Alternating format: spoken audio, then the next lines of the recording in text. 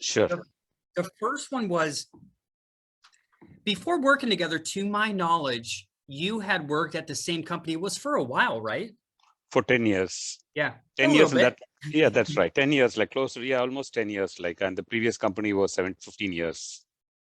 Was it, what made you decide to leave that organization?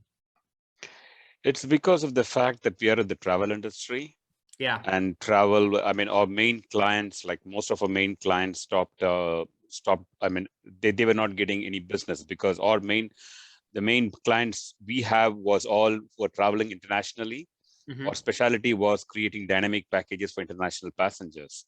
So most of the companies which bought our software were not doing business. And even our software as a service, which we hosted on Amazon Cloud, even that was not fetching us much revenue. Yeah. So, well, we know the travel industry, you know, obviously. And due to that, I said, like, I waited for some time. Then I said, like, it's time to look onto my this one on my side to see what I can do. So that's when I, by chance, like, I mean, hit up on your on the webinar or the live training. The live webinar, I think. And then from there I went. Then even first 2 months also, I wasn't very serious. Even after joining the webinar, I think I joined sometime in November, but I was in the middle of a certification class. Yeah. So I was like 2 months, I was very relaxed. And then I think right in February or March, and maybe mid-February was the time when I started my automation. I started creating my Excel file with the master list of all the companies and everything which I want to be and everything. At what point did you say, you know, I know you were completing the certification and you worked at the same company for 10 years. Mm-hmm. At what point, you know, and I know you watched the training, you stumbled on it, but there had to be at some point, something prompted you to watch the training, or there was something that was going on that said, hey, you know, I need help. Did you realize that right away when you were going to make the transition? Or was it whenever you were getting started? Because some people wait, you know, 9 months, just like we were kind of joking about. And some people, you know, get help really quickly. What was it for you? For me, like, I mean, say last year, I think the first thing of what happened was in June, somebody approached me from Amazon and they wanted me to interview with them. I went through the interview phases. I knew, like, I mean, it didn't go through. I mean, some interviews went through well, the whole day interview, like 8 interviews in a day. Part of it went in well, part of it didn't go well. And after that, like, I mean, when Amazon contacted me, and then after that, Facebook tried to contact me, I said I was all confident, like, oh, I'm going to get a job. Yeah. But I fell into a deep hole, like try to apply for jobs. It wasn't going anywhere. Rejected. Mm-hmm. Qualified for all of them, rejected for all of them, right? So I didn't know, like, whether it is because, like, of my qualifications or because of the fact that I stayed in one company, or because of the fact I don't have certifications. You start thinking something's wrong with you. That's right. And then and then, like, I mean, I and then certifications, or like I said, like, I mean, am I not, my experience, like, is it not worth a job?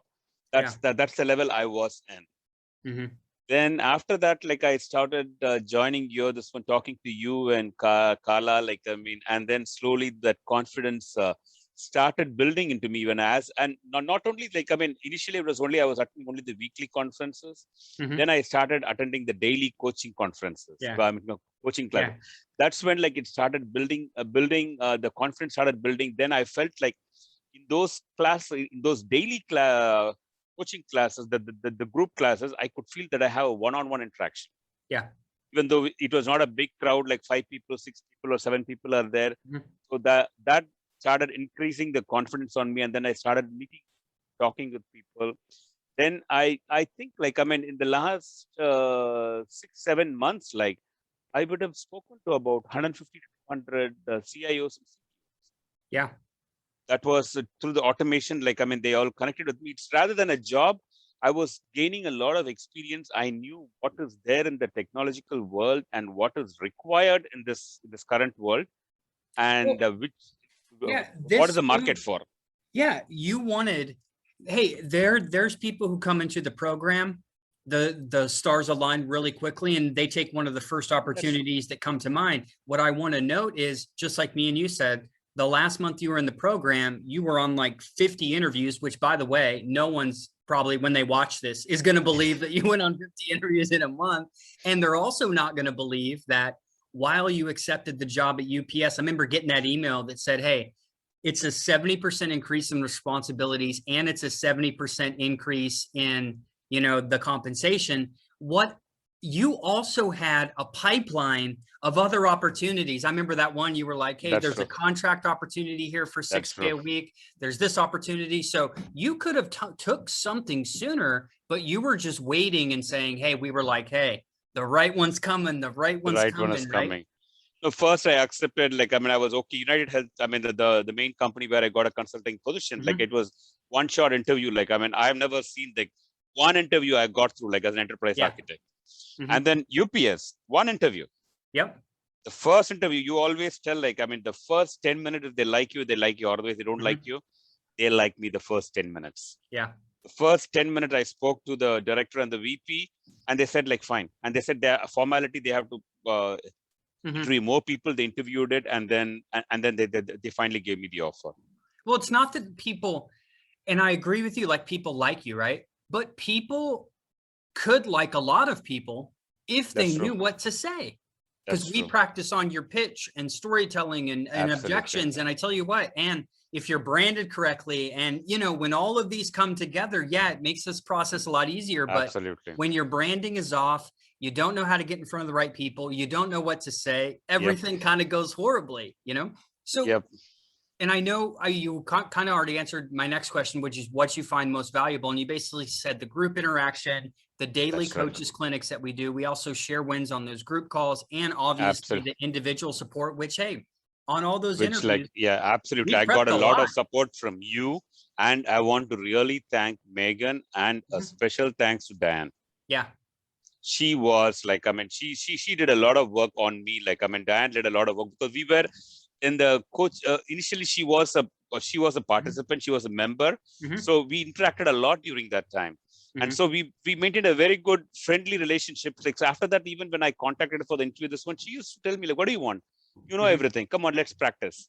Yep. So the way she did it was very good. And one good thing she told me, like, I mean, I told her, like, I mean, these interviews, most of the interviews are technical interviews. They ask me questions after questions after questions. I don't even have time to ask them questions. He said, like, Sandy, one good thing, when you finish up an answer to a question, don't stop with a period, put a comma and a question mark. Yeah. And then make them answer that question. So she taught me that. And after that, I followed that very diligently. So every time when somebody asked a question, I answered that and asked them a question back. That way, like, I mean, 50% of the questions on me was reduced. Yeah.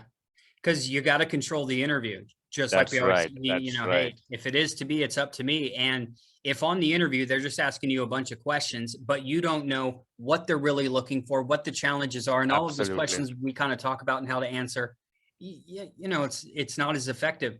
So absolutely. I know some individuals may watch this in the future that are just like you, right? Like they come from the technical background. Maybe they worked at a company for, just as long as you did.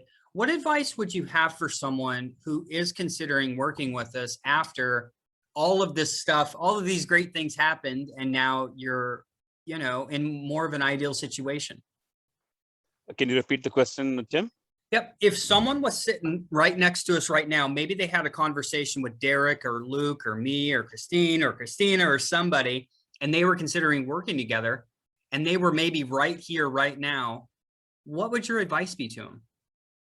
See, first thing is, like, I mean, from a technical perspective, like, I mean, don't worry that you lack, even if you lack technical knowledge in some other field, but you can always manage by the way you speak to them. Get trained on how to talk in an interview.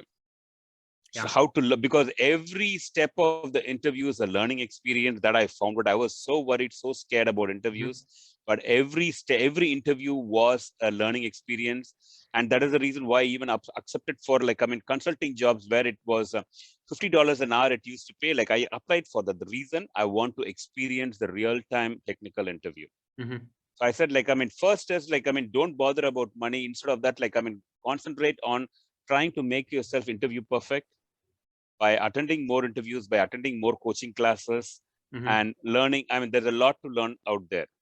And there's a lot to learn from you and from your guys. Like, I mean, you guys are very experienced. That there's a lot to learn from them. Is there any doubt in your mind that if someone joined our program, if they put in the effort, that they would not be successful? They will be successful. They have to be successful. There's There's no other choice. absolutely, I mean, if they are not successful, you're not going to leave them until they are successful. yeah.